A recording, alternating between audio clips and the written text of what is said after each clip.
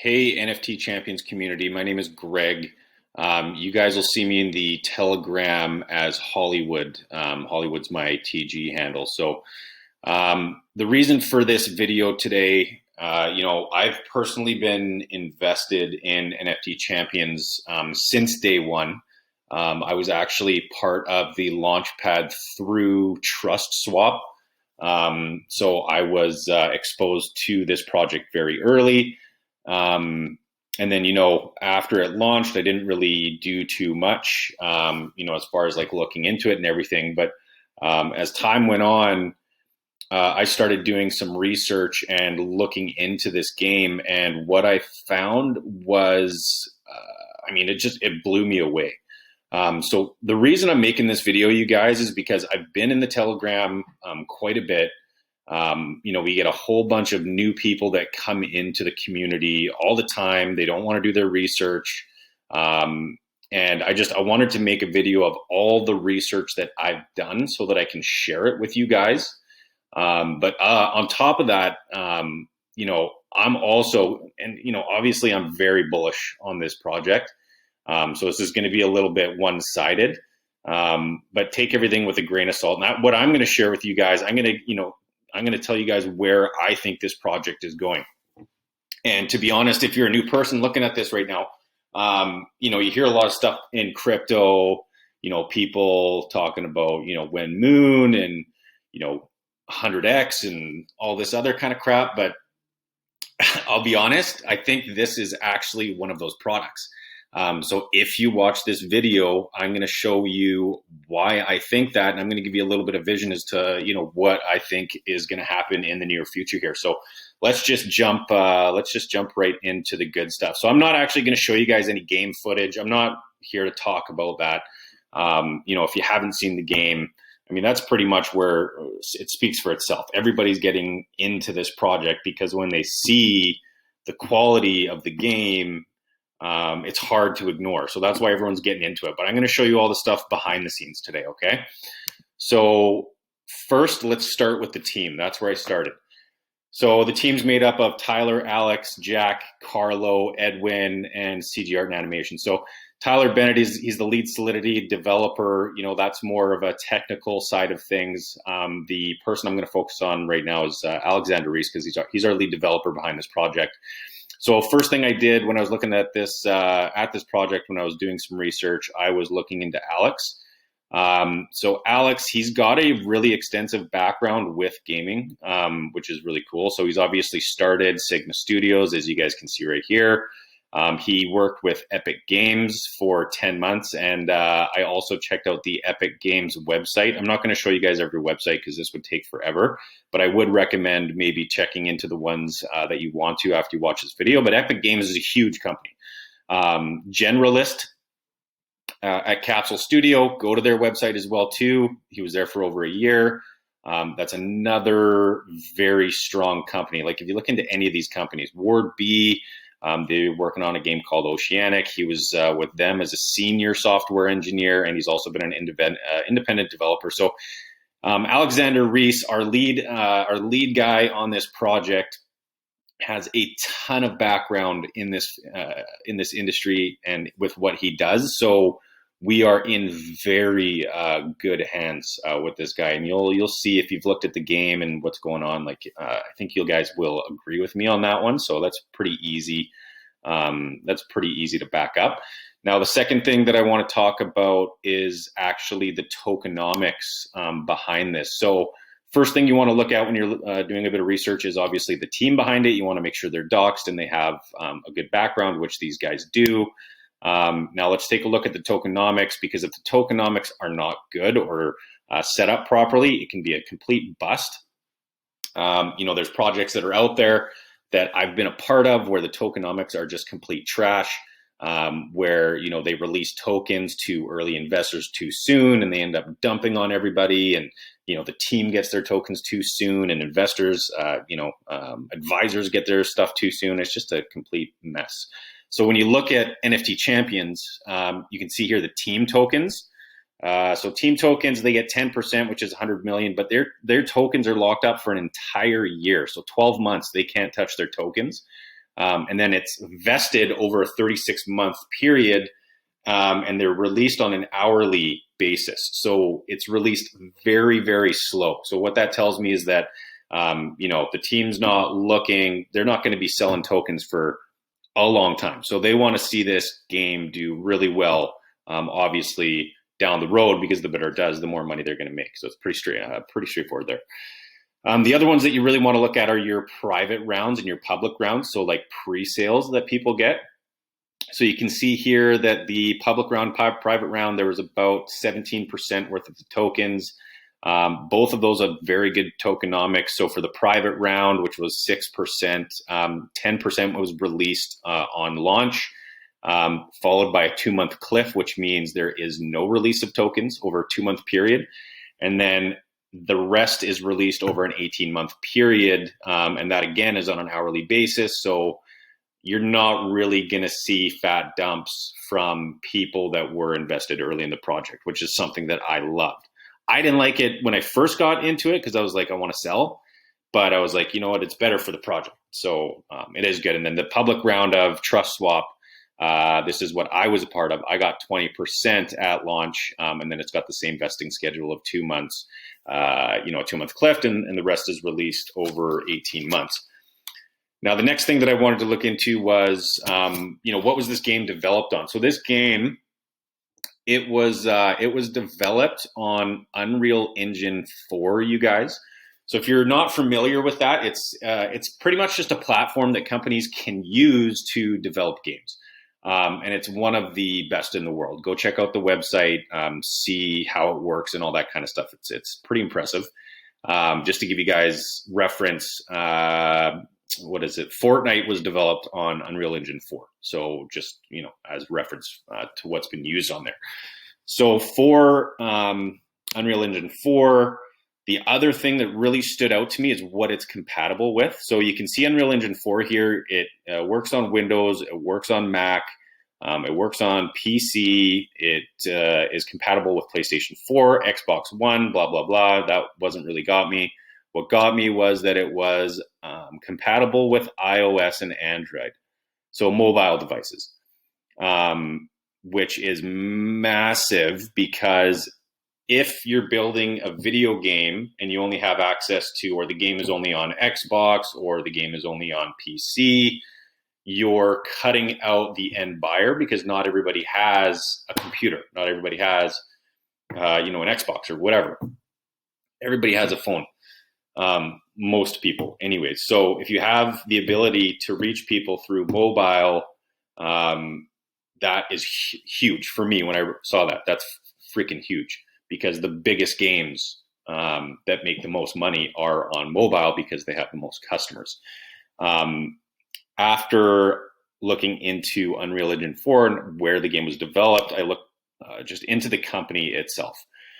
So Sigma Studios is the main company behind this project, which was created by Alex Reese, okay? So I also looked into the business license behind the company. So the company was only created, I believe, about 11 months ago, based out of the United States. Now, a lot of people might think that that's alarming, but I'll tell you guys that it's really not. And the reason is because of what's happening in crypto right now. The amount of startup companies that are popping up in crypto, just in crypto in general, but also in the gaming sector of crypto is ridiculous. And the reason it's happening is because there are people like Alex Reese himself who, have been in this industry for years and years and years. But he doesn't want to, do the thing that his company is doing. He's going out and he's starting up his own company because he understands that the gaming sector, the P2E sector of crypto is going to be, in my personal opinion, it's what's going to bring mass adoption to crypto. And the reason that I say that, you guys, is because, gaming, if you look at just gaming in general, man, the amount of people that play games in the world, it's something that people already do. Okay. But the fact that people will now be able to play games and make money doing it.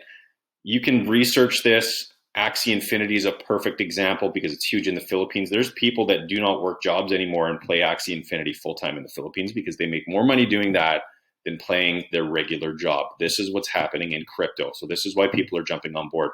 And the only thing that you can really compare this to is pretty much the like internet when it was back, in the mid 90s to late 90s. The amount of startup companies that were just popping up was insane because of the financial opportunity that people saw with the internet. This is what's happening with crypto right now, you guys, especially in the gaming sector. Because if you look at other games in the gaming sector in crypto, honestly, they're kind of crap. Like there's a couple good ones that are out there, and I'll talk about that a little bit later. But that's what's happening. And that's why I wasn't concerned when I saw that the company had just started, because I know that these guys, they left, they're starting their own company because they want to get into the P2E sector, because this sector of crypto is about to blow up. A lot of big people like, Alex Becker and Elio Trades and all these other guys, they think that what's going to happen in the gaming sector of crypto is what happened to Bitcoin, years ago. So I looked into the company, Sigma brand. What I liked was the fact that these guys have been a part and have had a hand in some really popular games. So Street Fighter V for one, Fallout 4, Final Fantasy, and Clash Royale. Again, this one, Clash Royale, was the one that caught my eye because this one is massive. And if you actually look at, if you were to Google the earnings of Clash Royale, this game generates billions of dollars of revenue.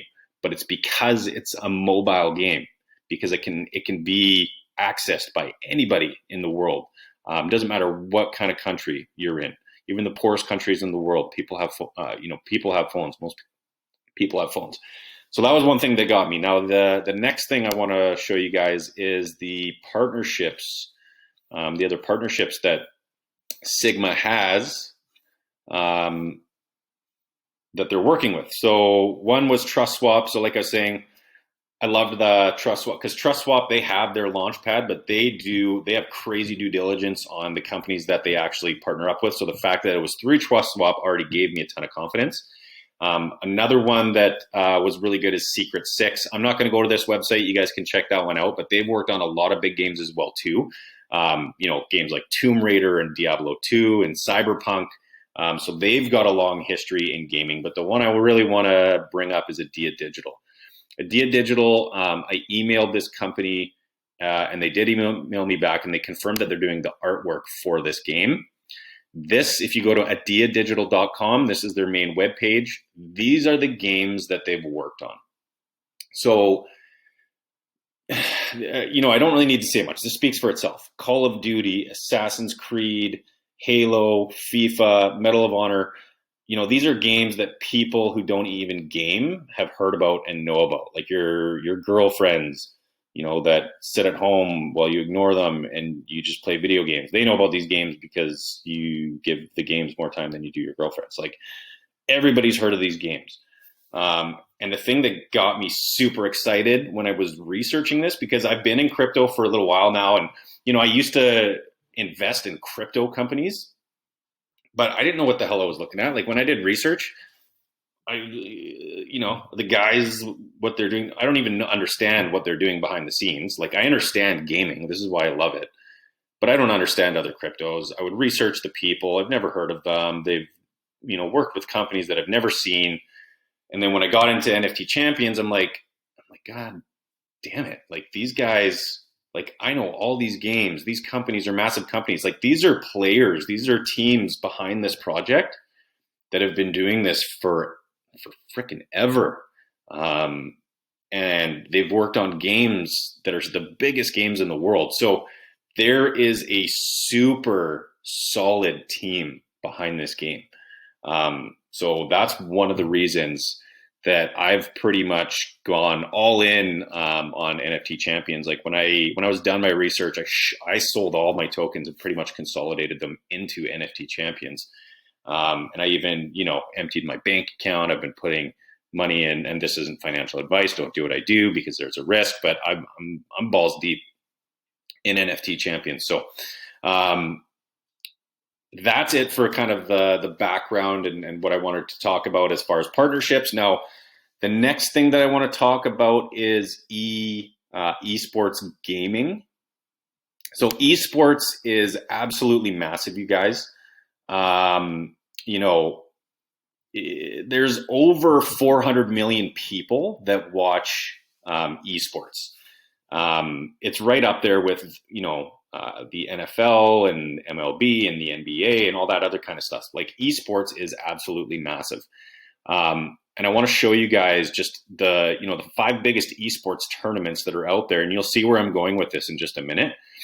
So you got number 5 here, and this is debatable. Again, this is just a website that I'd gone to, but Honor of Kings World Champion Cup, that's ranked number 5 on this website. The top 2 are the ones that I'm kind of getting at that are not debatable, because you'll see what I'm about. Evo Championship Series is number 4. Number 3 is Fortnite. A lot of people think that this is debatable between number 2 and 3, but number 2 on this website is League of Legends, which everybody knows all these games. And the first and biggest is the International, which is the Dota 2 tournament. So that one's undeniable. The Dota 2 tournament is the biggest platform in esports. Now, one thing a lot of people don't know about NFT Champions, and this is probably if you don't know this is going to rock your world right now. So NFT Champions, actually, I'm just going to bring up my Telegram here. So NFT Champions, this is the Trust Swap Launchpad Telegram. They release announcements through here for any of their projects that are on their launchpads, and you'll see right here, you guys, T1, which is an esports team, is partnering up with NFT Champions, and they'll be promoting the game through social media and obviously be playing the game once it comes out. So what that means is they're going to play the game, and they're going to be marketing it to their fan base, okay? If you guys haven't already seen, you can see on the left here. So Dota 2, what I Googled when I brought this up was Dota 2 world rankings. So Dota 2 is the largest platform in esports. NFT Champions has a partnership with T1, their Dota 2 team specifically. These guys are going to, once this game is launched, they're going to be playing this game, and then they're going to be marketing it to their fan base through social media. Think about that for a minute and what that means. Okay, I'll let you come to your own conclusion on that. But that, I mean, it's huge. It's huge. So that is another thing that really kind of just set me off. So the other thing I want to show you guys is I want to get into a little bit of vision here now. So it's been a bit of a long video. I hope you guys have liked this information. I'm going to get into a little bit of vision with what I've seen and what I think is going to happen, because I want you guys to really understand the opportunity that you guys are sitting on right now. So what I'm going to do is I'm going to show you guys a few comparables here to NFT Champions. So NFT Champions is currently sitting at about 14 cents right now. The market cap is about $4 million. So the big game that everybody's always going to compare everything to is Axie Infinity. And Axie Infinity is absolutely huge. I hope my computer stops freezing here.